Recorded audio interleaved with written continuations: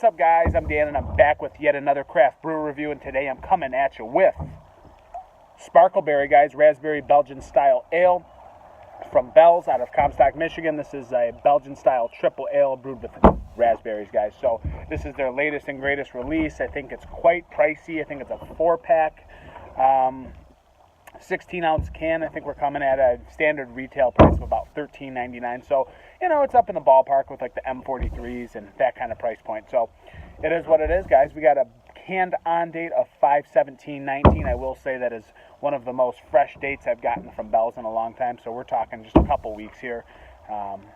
And I like that. I like being able to get fresh Michigan beer when I'm in Michigan, guys. So that's the way I feel about it. Very nice. This has a shelf life of 6 months. I don't like going over 3. Alcohol percentage 9%, and I think it's very low IBUs, but I do not know, guys. I didn't look anything up on it. So let's just crack into the sucker and see what Bell's got for a nice little Belgian style ale with some raspberries, guys. Not usually my cup of tea, but oh, look at that beauty. Wow. It's a sexy looking beer, I must say. Wow. Nice dark, rich burgundy, pinkish, amber, reddish hue, off-white, pink head. I was like talking about how this wasn't my style, but this color really just grabbed me, guys. Holy shit. Wow. That's a beautiful looking fruited beer, guys. Incredible. Again, like an off-white pinkish head to it. Lacing's kind of going away a little bit. It is sticking to the glass a tad, but it looks like it has decent carbonation, medium carbonation floating to the top. Lacing is not super sticky to the glass, actually. I'm envisioning this head retention will dissipate being a 9%, but maybe I'm wrong, guys. This actually reminds me of like almost a Founders, like a Rubaeus, and what was the other one they did not too long ago, guys?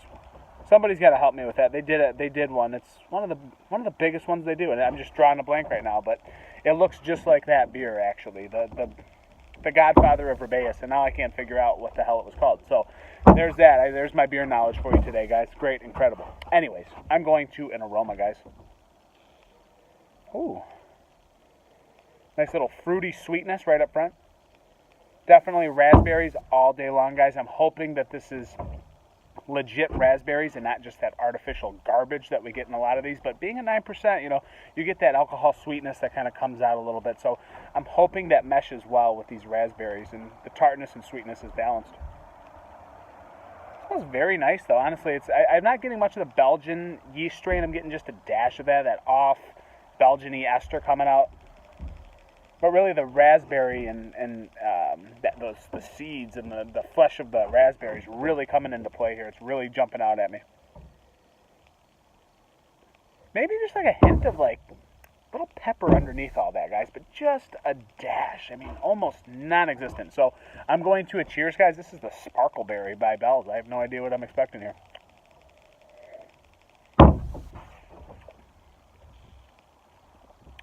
Wow. Wow. Oh. I just went through such a weird transition of that mouthfeel. I mean, it was like ascending and it was getting better, and then it kind of came down and I got that little alcohol warmth going down and it almost turned artificial. I'm going in for another swig. This is an odd one.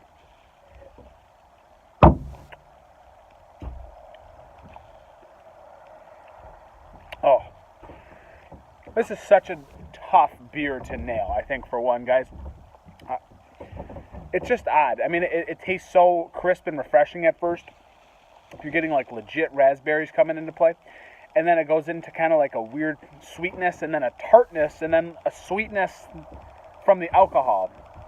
And then the raspberry turns in almost to, like, an artificial raspberry. This is just a roller coaster of a drink, guys. I'm not sure on this one.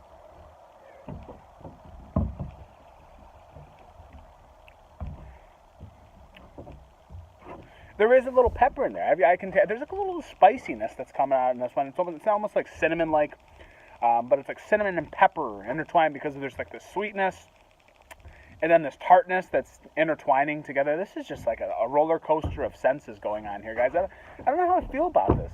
I don't hate it, but I don't love it. It's just, there it goes. The head retention went away, by the way.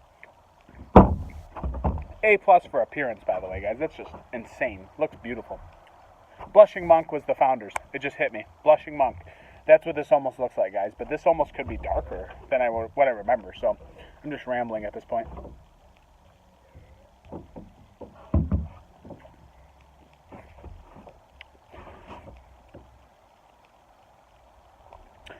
I'm so middle of the road with this beer, guys. It's not even funny. This is throwing me through a loop. I like it, but I don't like it also. I mean, again, I like it like there's like this nice medium to full mouthfeel that plays on this. You can tell there's like nice, probably legit strawberry or raspberries that come into play in this, because it seems nice and crisp and refreshing of that fruit right up front. And then there's like this little dash of like pepper and spice coming out, almost like cinnamon and pepper intertwined in a way. I mean, it's more pepper than cinnamon, but that comes into play, and then it like transitions into like this weird tartness as expected, but then the way it plays off with the alcohol sweetness is just odd to me, and then it almost turns into like artificial. So it's just a roller coaster of emotions and senses going on my tongue right now, guys. I don't even know where to stand with this one.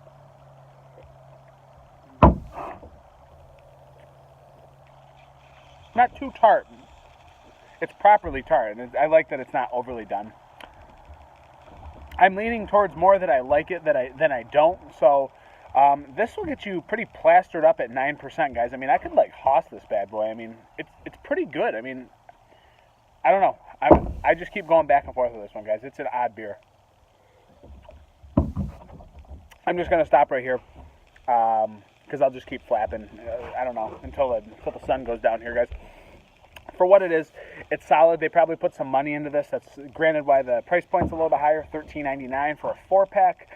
Makes sense with today's craft anyways, but it is good. There's nice crisp raspberries, a little dash of that Belgian ester coming out. It's definitely not overplayed whatsoever. And then there's this little like spicy pepper component coming in. And then it transitions into like this tartness, but almost like an alcohol sweetness as well, because 9%, guys. But the sweetness is not so overdone that it's destroying the rest of the beer. I do enjoy it for what it is. From where I stand, let's go with damn this beer.